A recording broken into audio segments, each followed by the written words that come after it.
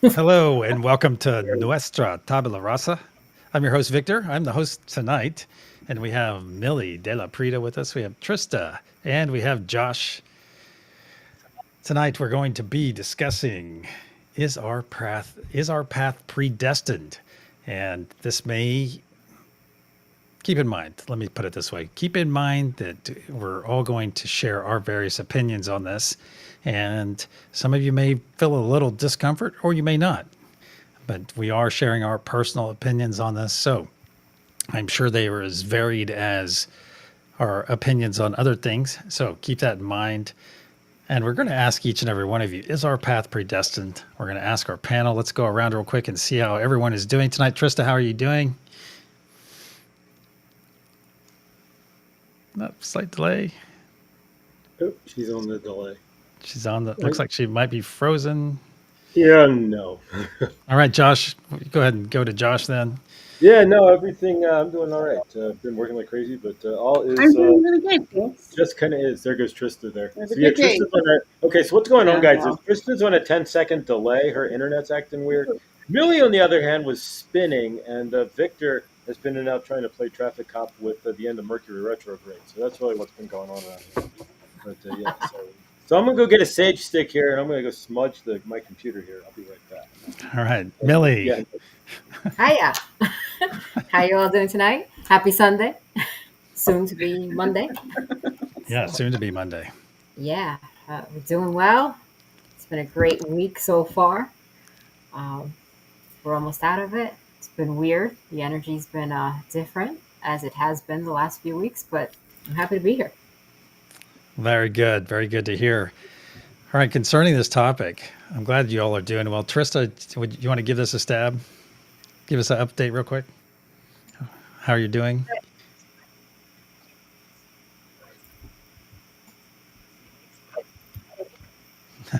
Oh, Oh no. Uh, yeah, it was a good day Sundays. Excellent. Excellent. All right, concerning. Yeah, yeah, no, Okay. Okay, we'll see if Trista comes back, but we will continue on. We will continue on. All right, concerning this subject, a lot of people talk about this, and is our path predestined? And we each of us approaches this some in the same way and some of us in a different way. Me personally, I do believe that we incarnate with a certain set of guidelines. So is that predestination? I would say somewhat yes. For the most part, I believe that we incarnate and we have certain things that we want to experience during this incarnation. And some of those things, and this is a touchy spot right here, some of those things could be deemed positive or deemed negative. Because, and I say deemed positive or deemed negative because we're going to apply our human morals. We're going to apply our human morals because somebody might say, well, who's going to sign up to go and have this experience on a battlefield or to get this type of cancer or to do that or to do that? Well, if you think about things in the sense that every experience we have, deemed both positive or deemed negative, is still an experience. It's an experience for our highest self or our higher self. And we may not necessarily have that bed of roses that we sign up for because every experience, whether it's getting punched in the arm or being the puncher, all right, is just as significant either way, either direction. And that's the way I typically look at things, is that I have to remind myself, hey, this is what you signed up for. This is an experience. And sometimes I want to kick myself in the butt for saying, hey, this is something I actually signed up for. So that is the basis of where I'm coming from. And I do believe I don't want to just blanket this because there's a lot of nuance to it. But I would say for the most part, and that's probably where I'm going to keep my position. And this even gets into that whole free will thing. Oh no, we're given free will, but we can get into that in a moment. Millie, Josh, do you have anything to add? It's definitely not the first time I've thought about it. Fated versus free will. I think I'm with you on that. I think that we have certain things that are set experience for sure. But I think that our free will gives us a little bit of wiggle room. So maybe we don't experience that right away. Maybe there's a delay, something else that we're here and we're like, oh, I think I'm going to go experience that, you know, for whatever reason. And yeah, sometimes I'm like, what a masochist I am. Why would I do that to myself? But hey, you know, whatever. I guess I wanted to experience that too, you know, what it would be like the hard way so that you can appreciate the upside of things. So, you know, there's a reason for our madness. And I think that I'm with you on that. Definitely that there's a certain set of things, though, that we for sure are going to do. And it may be not necessarily um, exactly as planned, maybe, you know, with those delays and whatnot. Oh, where did Josh go? Oh, Oh no, the internet is dying tonight. Perhaps that's all right. We'll maybe hang they don't on. want us to discuss this. Maybe not. Maybe not. And you know, there are so many layers to this, and I love this topic because there's so many layers. Because what if us experiencing free will is in fact something we signed up to do? You know, maybe it's a blank slate when we're about to have an incarnation. We say, okay, I want to meet, I want to meet Millie, and I want to meet Josh, and I want to meet Trista, and our all of our family. You know, from all of our different channels. You know, our big family. Meet Hershey and Mo and Christine, and perhaps we sign up to meet all these people when we're at a certain age or at a certain time. And also, perhaps we sign up and say, okay, I want to have that. I want to have free will. I want to experience free will. But is it really free will or is it the experience of thinking you have free will? Yes, it starts to make the noodle hurt. Yeah. And you see But where, yeah, I do. And maybe you're right. Maybe the parameters are, hey, at a certain time, this kind of really has to happen, right? So, you know, one could argue maybe this is the time. It's time that we all meet because, you know, we got something that we really have to do together or not. I don't know. But up until then, you've had all these years to do whatever you wanted to do and to explore those things and to just venture out on your free will, but then at a certain time maybe something else kicks in and then it's like, hey, all right, you got a mission, so to speak. yeah, it's really interesting to think about the so many aspects of it. And you know, whenever, and I think we spoke up, I think we touched on this a couple of weeks ago too. Is the last thing somebody wants to hear is when something happens to them. Oh, you signed up for it. You know, it's like me just coming out and saying, "Oh, you signed up, Millie, for what you went through a couple years ago." You know, and that's a tough thing to get your head around because you're like, you come back to that. Why did I do that to myself? But look at the strong person you are now, partially because of that experience. Can you elaborate on that? What did your experience going through that? You know, basically a life or death situation. How did Millie enter that situation and exit that situation spiritually? uh I think that you need to sometimes lose everything to realize what's really important, and I think that put a lot of things into perspective for me. I was in an upwardly mobile climbing time in my life where I thought that I knew myself, and I thought I had explored those subjects growing up. I took, you know, existentialism and all of those things that made me question a lot of things, but clearly not to the level that then later on when I went through having leukemia and surviving that, and then having really lost everything and lost identity to really realize who I am. So it really circled back to answering the questions of, you know, who am I for real? Like, you know, because I was stripped of all my titles and yet I had more titles, but I didn't know who I was because I identified with those titles. So that's why now I'm like, I'm everything. Excellent, excellent.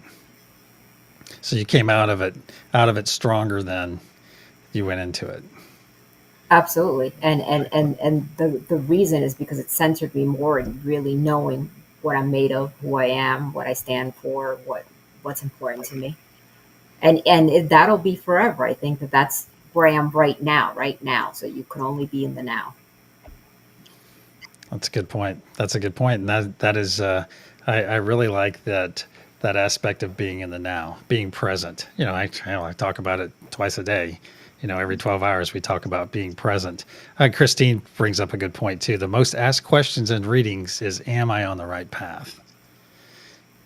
Yes. Yeah, see, and what do we usually say? Yeah, you're right where you're supposed to be, or I think is that the right word? You're right where you're supposed to be. Somebody says it at the end of their show, and who is it? I don't think it's not either one of, it's not Joshua. It's well, I can't remember. Maybe it's Hemina. Maybe Hemina says it at the end of her show. I'm not exactly sure. Trista, you want to jump on that? And have you had an experience, about predestination? Millie and I were talking about. I don't know how much you've listened in the last few moments while you're having your internet glitch, but we were talking about, first off, do you believe? And I think, well, do you believe that we're predestined? Do we sign up for certain experiences, or where do you stand on that?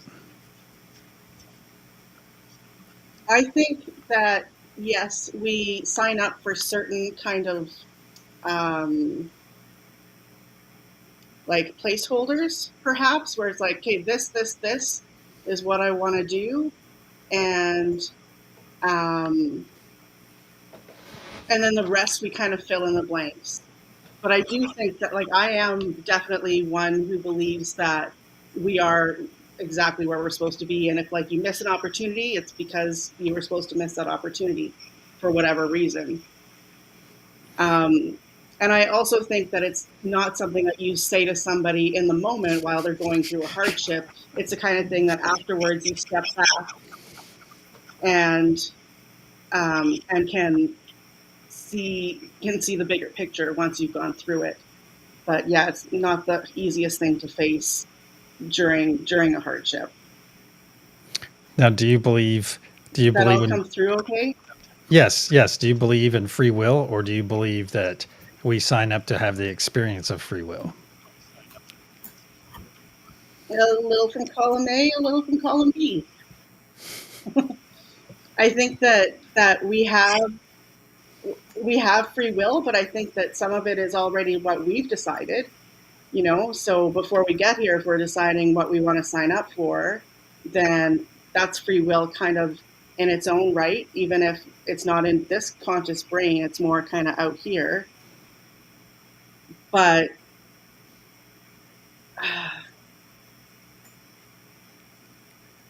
where am I going with this? Yeah, it's not easy, is it? I do believe that we have, yeah. It's a rich tapestry, as I like to say. All right. Well, I was going to ask Josh the same thing. Angela says, "Que sera, sera. Whatever will be, will be." And that is a statement of flow to me. That's kind of like going with the flow. Yeah. But then you can ask the question, did I sign up to go with the flow? You see, did I sign up for that experience? Did I predestine myself that I knew that at a certain point in my life I would go with the flow? And think about your individual journeys too. Like Millie, think about your journey into spiritualism. Have you always been spiritual? And you thought, okay, so let me back up before I ask you that question. Let me talk about my journey a little bit. My journey did not start off on a spiritual path. I got glimpses of it throughout my 20s and 30s. And then finally I had a moment that happened where I had to really reevaluate everything. And that's whenever I got on the path in 2013. And that was after I showed my ass at a corporate party, at a corporate event, because I got drunk. And that's when I stopped drinking, because it took that event and embarrassing myself professionally to realize that I had to do something different. I had to make a change. And then that's when I got on it. So it was gradual, and then it was like, hey, bonk on the head. So, and I think it was predestined. I feel as though it's predestined because you get glimpses of it. I would get a glimpse throughout in my 20s, and I noticed a shift in me. Because if you were to put my 20-year-old self next to my current age self, that guy would probably want to beat me up for being an old hippie now. So, it's just that kind of thing. All right, Josh is in and out. All right, would you like to elaborate on that, Millie, about your journey? Uh, I was going to say, I don't know that it's that we didn't start off spiritual, right? Because we got those glimpses. Like I know for myself that I was unfulfilled down the career path, yet I continued to climb the corporate ladder because that's what you're supposed to do. And I remember I kept thinking too, like, yeah, I'm doing this, but like I'm going to school at night and I got my degree and I'm doing all this, and it's not even like I'm necessarily applying my degree because it was very broad. But and I knew that I was like, oh man, I was like, yeah, that's like, what did I do today? And but I had a lot of people connections too. So I worked in a job where I was kind of I worked for the head that oversaw HR and everything else too. Even so, I was like in the what do they call it, office administration department. So I was basically running all the office management stuff. I was an office manager, a project manager, but I had interactions with people. So I found that if I had to look back and say that all my life I have been somehow speaking to people, people would come tell me their problems. I'd offer them solutions, whether there be work problems or personal problems or family problems and things like that. So I was doing that, but on like if you looked at the whole, oh, Millie's happy with her job type of thing, no, I wasn't. I liked the people and that's why I stayed there, but I knew that that wasn't what I was supposed to be doing in life. And even though I knew that, I stayed because I liked the people. And it only was when I got sat on my butt and I couldn't do that job anymore. And then I, was ill and worried about that. And the career was like, who the hell cares? Like you're in the hospital. I want to see if I'm going to go home and see my kids. I had a 5-month old. I had just given birth. So it just kind of, you get sat down on your butt basically. And you lose all shame and you lose all everything. It doesn't matter. So to you that happened maybe and manifested in a different way, but I think that we all walk a very similar path. Indeed, indeed. Hey, Josh, have you been following anything, Josh? No, I've heard pretty much nothing. It's just been garbled glitch. It's working now, but yeah, no, the computer's pretty much been spinny garbled glitch on my end, and yeah, and that's with 3 bars too. So I have no idea. Well, let's go to Josh real quick. Josh, you want to give us your 2 cents on predestination, or about your path, or anything you want to Don't be elaborate? surprised if I drop off, Oh, sure, sure. or if it digitizes out. But yeah, so predestined. Yeah, I believe that I we come here with a specific, like I know my core trauma, so we come here with a specific idea of what we want to learn, right? But in my case, 7 lifetimes later, I'm still spinning the same trauma, right, and spinning in the same wheel. So in that aspect, it's free. It's a free will zone. You can. It's a matter of do you remember or not, and right. And the cast of characters will show you. That's people in your universe who will show you what you need to know to remember. But if you don't remember, you could. I mean, I know a couple of people who I've energy wise have probably spun around a couple thousand times in the same cycle. It's a matter of literally, can you remember? It's a free will zone, so you come here with an outline, right? Like for me, it was healing trauma, healing specifically, and I didn't realize I was going to heal other traumas, but specifically, it was healing abandonment wounds, right? And so that was, and I know now through my past life, and this is how it all ties together. Through my past life, that while it's a free will, it's not, because like I went to rob a bank, but that was in my last lifetime. But that was a soul contract. I remembered to do so. Something triggered in my universe to remember to do so. And then the cop was there, just like he contracted, right, and shot me in the back, so that I'm now spun here on the current ascension timeline. So it's a matter of, in my opinion, what we remember. Kind of, I did catch a little bit of what Trista said there. What we do remember, and free will, and if you can combine the two and at least get some sort of, that's the hard part, is that you don't remember why you're here. Everybody in your universe is going to show you why you're here through all your patterns, but you have to break through to see that. And so it's a free will, completely free will, but yet at the same time, there's an outline that we're supposed to theoretically be following.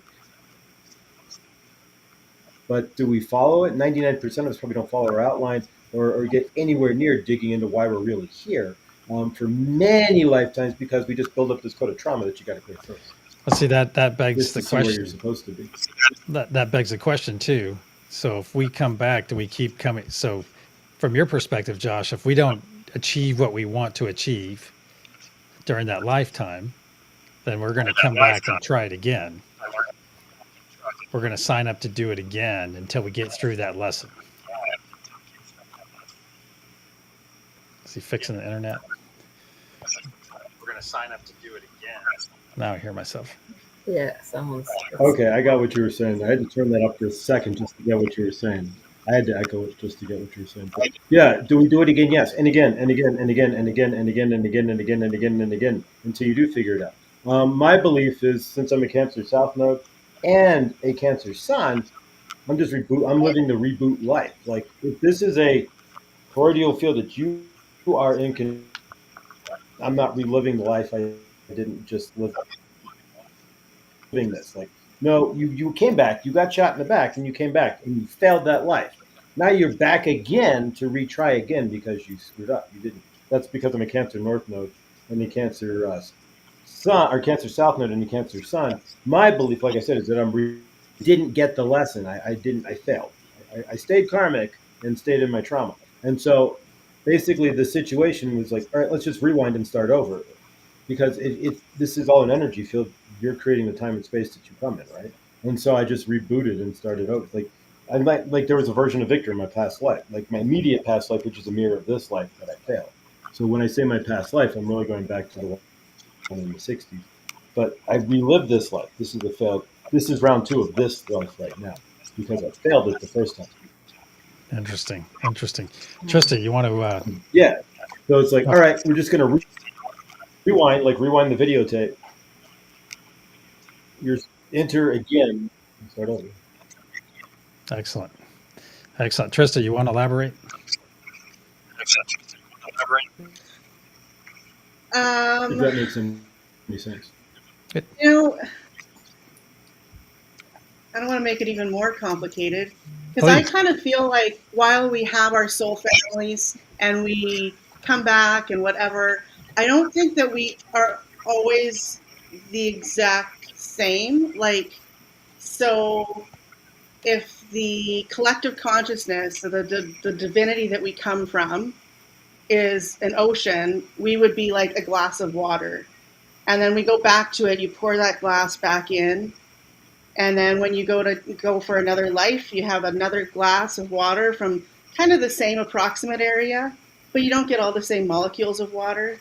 So we kind of share some past lives, and we share, like, have a more fluid,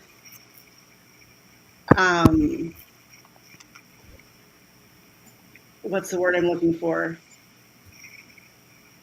It's not, I don't think it's as cut and dry as we're this soul and we go back and then we come back and we're still this soul and we have our very laid out lessons and lives and that kind of thing.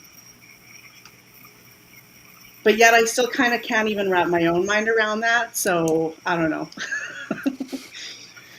Well, then you have an additional layer as well. You have an additional layer of let's people say we're in a simulation, all right, and I tend to fall into that category of that.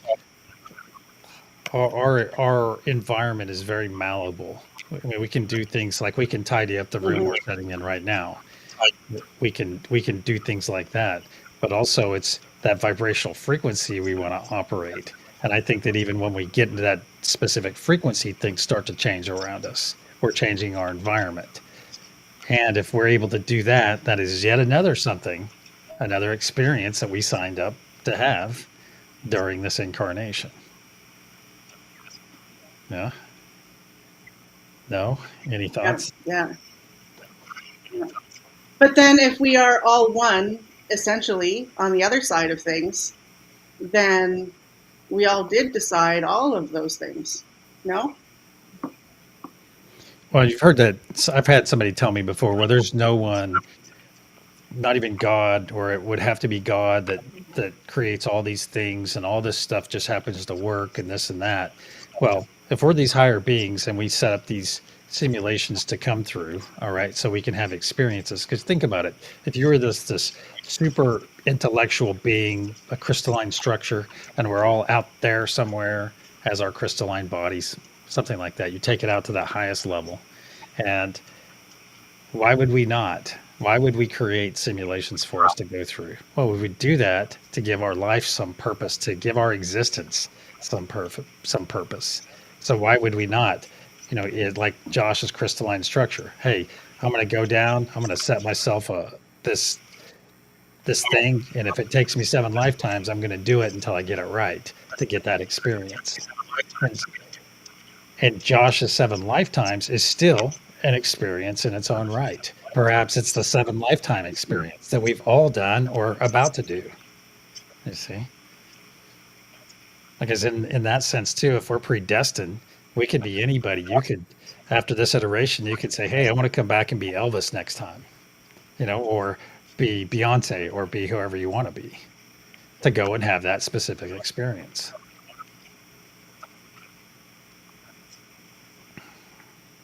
But then if we are all one, we've already been Beyonce and Elvis. How do you know it's already happened? Huh? Because it happened in your timeline. What's time? Exactly. But what is time? So Theoretically, go ahead. No, go ahead. I love this. Go ahead. so if we okay, so and I'm stealing this from Conversations with God because it's absolutely brilliant. But he has this children's parable, is what he calls it, called The Little Soul in the Sun. And he talks about how, so this little soul is talking to God and says, I want to experience what it's like to be me. And God says, okay, well, you can do that. You can go down to earth and you can forget who you are now, because that's really the only way to do it. And when you get there, then you'll have to do things to be able to remember who you are. So I'm explaining it really poorly. I'm going to post it because it's brilliant. But so the little soul says, okay, well, I want to be the part of me that experiences forgiveness. So then he says, okay, well, then you can, go down and do that. But really, there's nobody to forgive. We're all perfect. So what we'll have to do is have somebody else, come with you and do something for you to forgive. And so this other little soul comes running over and says, well, I'll do that for you. But please remember, like when I smite you and when I hurt you, please remember who I really am, because I will have forgotten and I'll need you to remind me. It's all very beautiful and floofy. And when I need a good cry, that's when I read it. But my point is, if I can remember, that I think the point of coming here and having this earth is to just experience everything, because you can't experience it without its opposite. So if all we are is light and love and God and divinity, then we have to take that away, come to earth and pretend that we're not that thing, and bring in the darkness and bring in the pain and bring in the hurting each other and the violence and all the things that we don't like, in order to figure out who we are and that we aren't those things. Because how do you know light if you don't know dark? And how do you know happy if you don't know sad? If you have no comparison level, then it just doesn't exist. And that's that goes to that. The end. You now. you hear that? That goes to that. Oh, you hear that saying that You hear that person loved you enough to give you that experience. To your point, Trista, they loved you enough up before incarnation or whatever. Yeah. Go ahead, Millie. Well, Go ahead, Millie. what Josh is saying makes me think of a karmic loop. So saying that, until you can't master that lesson, then your life is continually going to present that lesson and you're going to keep reliving that experience until you get it right. And that explains that to me and helps me understand that, and that makes sense. But then at the same time, I also think that if let's say there's certain things that need to happen or that are expected to be completed for whatever reason, right? So if everyone has, let's say, their own job or their own mission or their own thing that they set out to accomplish that affect the whole world, let's say, and I'm not trying to make it sound like just like if certain things are supposed to be invented, right? So like let's say if somebody didn't invent something, then the idea is out there in the ethers and somebody else is going to pick up that ball and go ahead and invent it. Like, you know, when you get an idea and you don't act on it, then someone else acts on it. The U-Haul example. Yes. So it's the same type of thing then. So if you're stuck in this loop and you're not learning your lesson, right, and you keep living your life, but like really by this time someone already has to invent the light bulb, let's say, then someone else is going to invent the light bulb because it just is stuff that is destined to happen. It has to happen by this time. So someone else is going to, like a runner up or whatever, is going to then invent the light bulb. So it could be that the powers that be in the program says, okay, the light bulb's going to be invented within the year. It's going to be invented on the day September or August 17th, 1910. And it's going to be one of these 20 people that invent it. Maybe it's like that. Is that what you're saying? Right.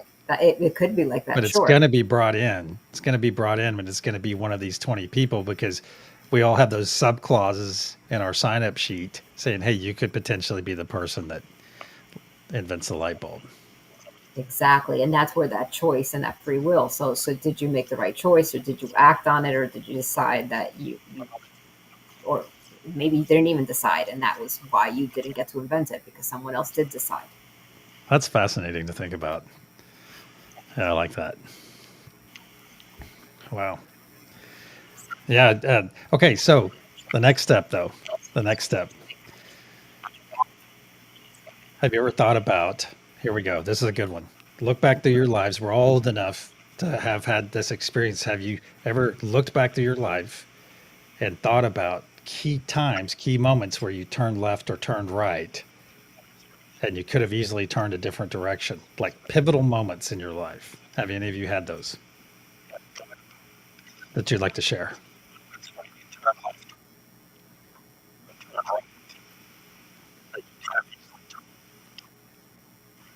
Okay, well, I'll go ahead and share mine. And this will give you guys a few minutes to think about it. Oh, definitely. Oh, you have yours? Go ahead, Trista.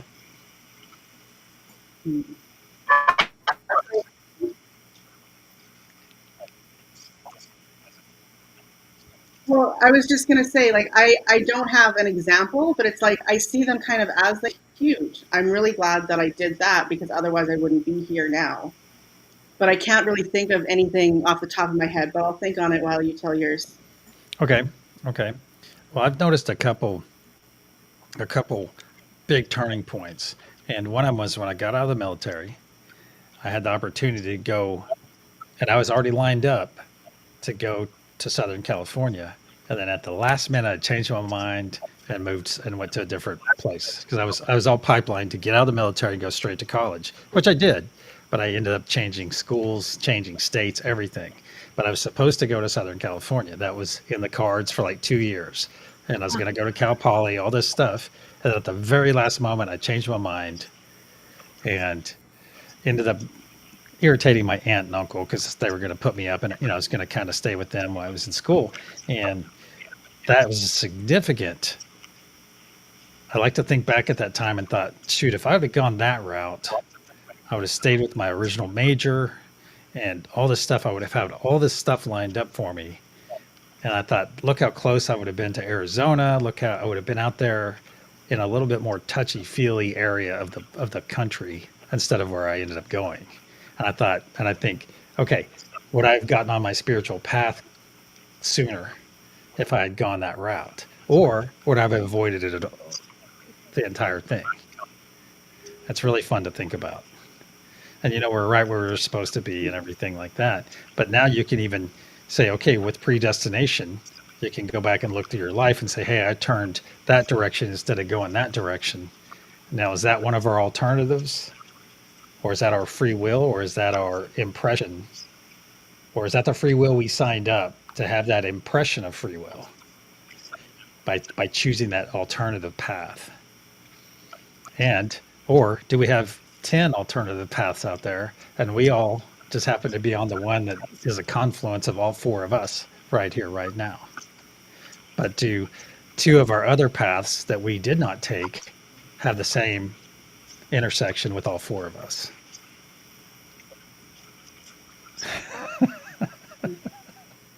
That's a lot. And then there's the multi-universe theory too, right? The multiverse, which even Hinduism believes in the multiverse theory, which is I can't remember if I got into Hinduism before I got into quantum mechanics or the other way around, because it was that learning that like this religion realized and knew the same thing that science is kind of coming out with now, and that's fascinating.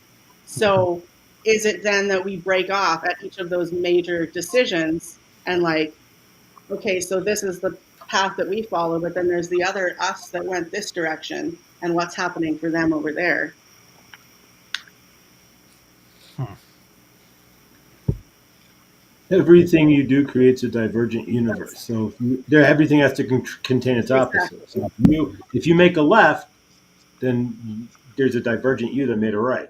If you go straight, there's a divergent you going backwards in everything you do. But there's also a version of you that's doing everything right now. There's a version of you because it's the multiverse, right? So there's a version of you in every single dimension doing every single thing possible.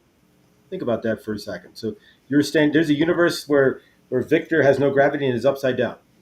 Every single possibility you can think of, because it's the right? Because we're standing. But this is the universe. This is exactly where you're standing right now. But there's a possibility that you're not only standing here. Like if you go back to the Bagel movie, right? She's in. He reaches out to herself in other different timelines because there's eight. Right. So technically, there's an infinite number of timelines that you are in at this moment, infinitely, and there's an infinite number of views out there in those infinite timelines, infinitely and forevermore, mirrored out there forever in fractals. So that's efficiency. As these high level beings we are, we bring on these incarnations and have all the possibilities at once instead of just coming down and doing this It one and done. explodes. Excellent. Yeah. Right, it explodes. Everything happens at once. Everything, everywhere, all at once. So all of your lifetimes are exploding right now. In that they've already happened. You're just unrolling the carpet of long linear timeline. I mean, technically, you are. It takes 2 seconds. You're poof, and it's done. But you had to roll out the carpet, right? Roll out the timelines, and roll because you're in linear time, and so that's where it gets goofy. I'm getting some background noise from somebody.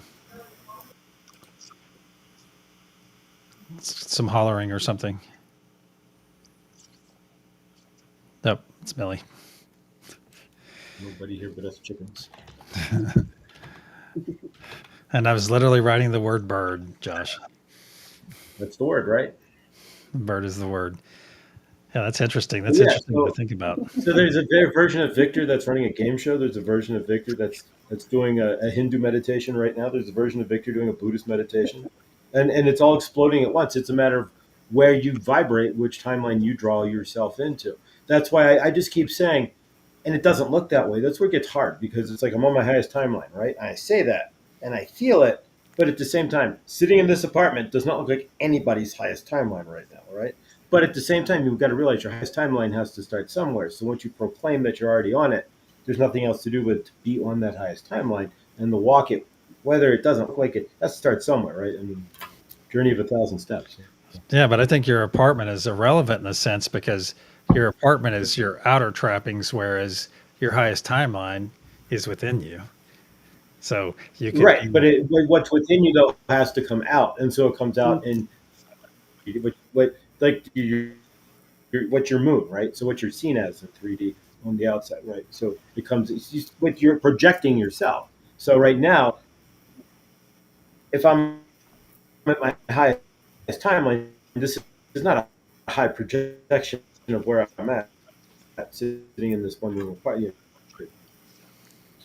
oh, we're losing you, style Josh. apartment in Colorado alone. So what I'm getting at is I have to realize. Darn. God, that was going to be good too. I know, in the middle of a thought. Sorry about the kids. No, They're never quiet. no, that's all right. That's all right. It just came in really loud. Yeah. Anyhow. All right, Josh is coming back in, and excellent. All right, Josh, try that again. That last, like your last three sentences. Damn it. What a night. You need to clip that one right there, Trista. That was awesome. Oh, that was good. That was good. All right, let's see. You know, I just wanted to add really quick too. It's so funny how you were like, "Oh, you were supposed to go to college in Southern California," and I had wanted to go to college at the Time University to of turn. Southern California. Which one? Go. The University of Southern California Oh, because I okay. wanted to go to California so bad. There But we then I remember in '88, Yeah. like my junior year, they got hit with that huge earthquake. My parents were like, "No way, you're not going to California!" And then I Oh, became that's like right. a real terrible student because I was like, "Oh, I don't care," And then I just really had fun in high school, a whole lot of fun, and I ended up not going to University of Southern California. But you remember though, in the late '80s, California was the place to be. I was so Yeah. everything was happening in California. Everything was cool. Everything was neat. And I wasn't going to go to USC. I was going to go to Cal Poly. And I'd actually been accepted to Cal Poly, Yeah, it's one of those smart Pomona. schools. Good. Yeah. So, but and I had an internship. I was going to work at JPL, and the whole nine yards. And some of that could have been that I looked to see what the average astronomer makes per year back then compared to your average business degree or something. That put me off a little bit too. But Yeah.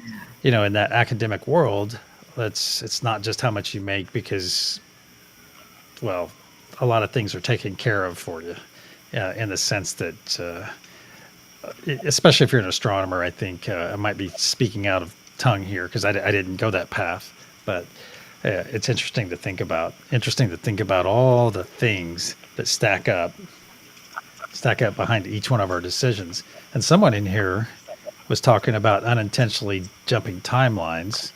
And our various timelines, everyone knows the Mandela effect, right? Mm-hmm. And we could do a timeline experiment right here, right now, and shift.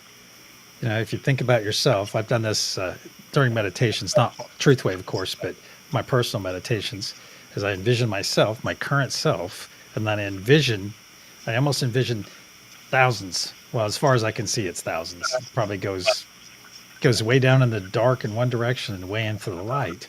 And what I intentionally try to do is to get in that next higher version. And it's just a mental exercise. When I'm all zenned out, I try to move to that next higher version, intentionally move to it, where things change. And Cool. has it happened? I don't know. I don't ever get any proof. It's just making that intention. I want to move over to that Victor that's about 7 up that direction.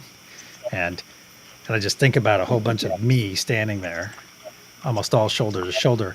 Whereas if you skip 50 towards the dark, that could be the person I started out as. It's fun to think about in that whole skipping timeline thing. Let's see. Mo's writing. She says we're on a personal people mover belt moving towards energetic source in orbit. If we hesitate and miss our exit, we have to wait for the opportunity to come back around. Sometimes the universe pushes us. Interesting take, Mo.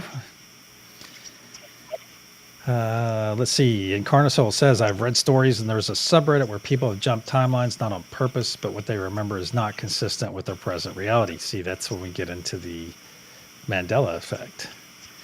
And you both know what I'm talking about, right? Absolutely. I made the assumption earlier that you did. Yeah. Okay. Because I've experienced some of those. I had the cornucopia on my underwear growing up for Fruit of the Loom. Did you, Millie? Yeah, you know. I remember those guys. They used to make commercials together. Yeah, you know exactly what I'm talking about. And you may not. And I remember having a conversation with my sister, and she was explaining the different pronunciations of Stein. It can be Stein or it can be Steen. And we were talking about the Berenstain Bears when we were talking about that. And then she was giving other examples of other words and names and whatever. But I remember that clear as day. And we would not have had that conversation if it was spelled Stain. So I'm dead set on that one. Oh, that's the Berestein or Berestein. And this isn't. Yeah. Are we talking Mandela effect? And this isn't necessarily a Mandela, He knows right off the bat. but there was time. Bernstein. We kind of got on the jumping timeline. There was one. Josh. Go ahead, Trista. Go ahead, Trista. When I was at my former job, I walked past my friend's office, and she wasn't in there, and I didn't really think anything of it, but I wondered where she was, and I didn't see her in the back, and I knew she wasn't up front, and I went in the kitchen, and then she came in a short time later, and I said, "Where were you?" And she was like, "I was in my office." I'm like, "No, I just walked past. You weren't in." And with somebody else didn't see her in there, like the next week or something. Like it was within a very short period of time where it happened to two of us, where she claimed she was sitting in her office. I can't see her lying about it, and she wasn't there for our perception. That's Just interesting. an odd thing. Oh, and Carnisol just brought up a point too. He or she is saying, but the Mandela effect is about distant things. The stories are about remembering breaking up with a fiance and dating someone new, then waking up in their apartment with furniture. Oh, I've read that story. And back with old fiance. Meanwhile, now the phone number of the person who they had dated in the other timeline and new info like the person's dog's name. It's fascinating to think about. It's fascinating to think about all the different changes and how I look at it this way, as I kind of look at it like we have this quantum, how can I say it? We have this structure around us. And right now, all four of our structures are interfacing. But what's happening is my structure is interfacing with Millie, Trista, and Josh. We're all interfacing, but we're in our own iteration of the master program, if you want to put it in computer terms. So we're in a copy of the master program. And so what's happening in mine is not necessarily what's happening in yours. You follow? A lot of the same stuff is happening, but then some of it is not. All right? Because you're going to have your personal experiences. Each one of you are going to have your personal experiences. And then when we interface, that's when the knowledge exchange starts to happen. And we're updating our iterations with each other's information. Well, I don't know where that's going. It's kind of off topic too. And also, we have about 2 more minutes. Do any of you want to cover anything before we wrap up? Oh, it's Richard, by the way. Okay, Incarnasol. Nice to meet you, Richard. I had no idea. I think I said something about that on my channel a couple days ago.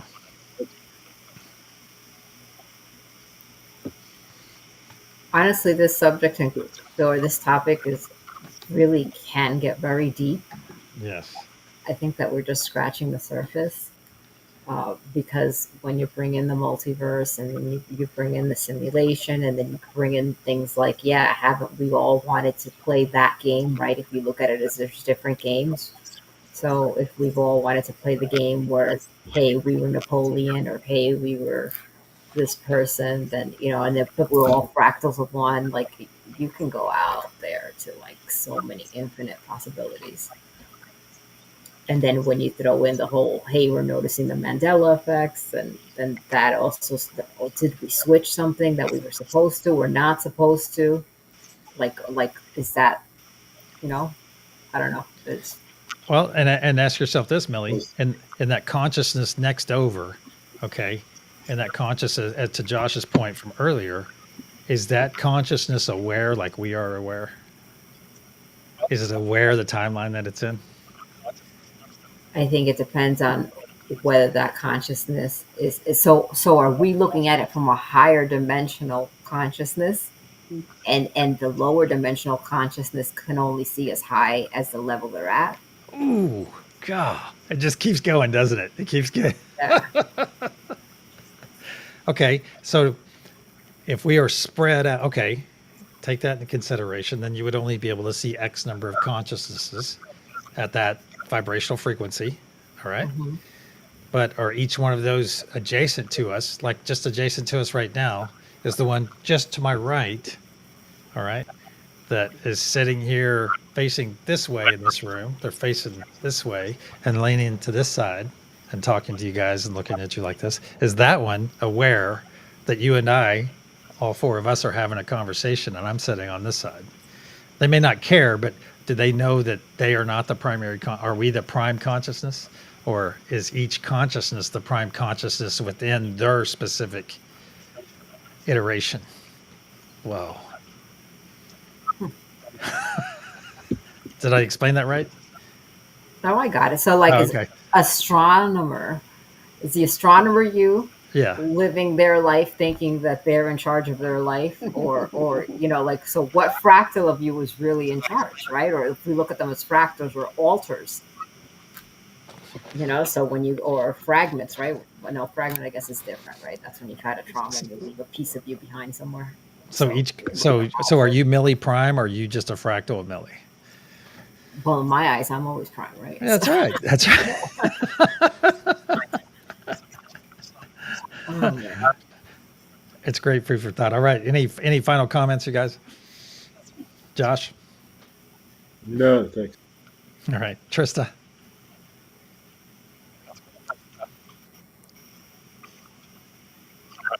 Yeah, I think I'm good.